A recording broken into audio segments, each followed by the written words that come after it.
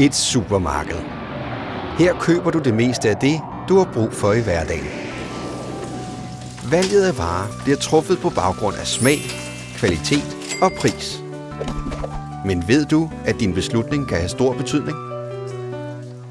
Fairtrade-produkter forbedrer i høj grad arbejds- og levevilkårene for familier i tredje verdenslande.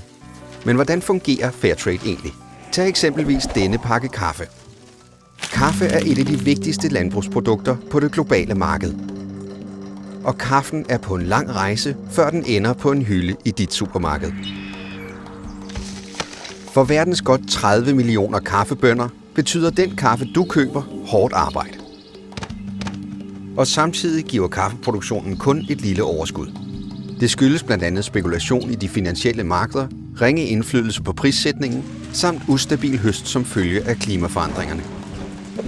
Kaffebønnerne har med andre ord ingen modstandskraft over for det frie marked.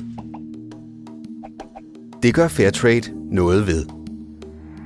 Fairtrade-bønderne, eller producenterne som de bliver kaldt, står nemlig ikke alene. De er organiseret i demokratisk opbyggede kooperativer, og det har mange fordele. Bønderne kender kaffens værdi, omkostning og pris, hvilket gør det lettere for dem at forhandle prisen. Desuden har de adgang til fordelagtige lån, og den konstante videndeling giver dem mulighed for at lære af hinanden. En central del af Fairtrade-systemet er mindsteprisen, som altid dækker produktionsomkostningerne. Den fungerer som et sikkerhedsnet, når priserne på verdensmarkedet er i bund. Derudover tjener producenterne en Fairtrade-bonus. De bestemmer selv, om bonussen skal komme lokalsamfundet til gode, i form af eksempelvis brønde eller hospitaler, eller om pengene skal gå til en omlægning til økologisk produktion. En stabil indkomst forandrer familiens liv og udviklingsmuligheder markant. Og samtidig minimerer ordningen risikoen for børnearbejde, der sammen med tvangsarbejde er forbudt i Fairtrade-systemet.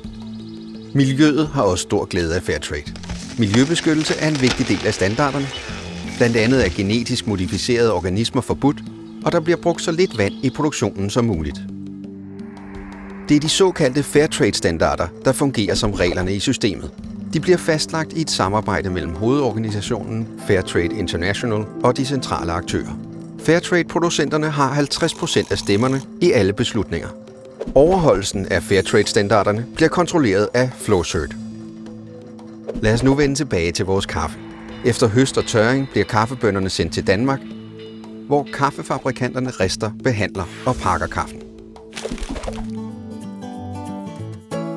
Kaffe er det mest kendte Fairtrade-produkt, men du kan få mange andre varer, fra bananer, småkager og is, til ris, kakao, sukker, krydderier, honning, juice, te og vin, samt roser, bomuld og sportsbolte.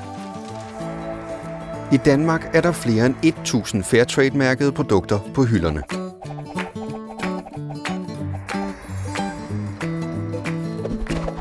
Nu er det op til dig. Vælg Fairtrade-produkter, når du handler. Ved at vælge Fairtrade hjælper du 1,5 millioner bønder med at skabe en fremtid. Fairtrade, du har det i dine hænder.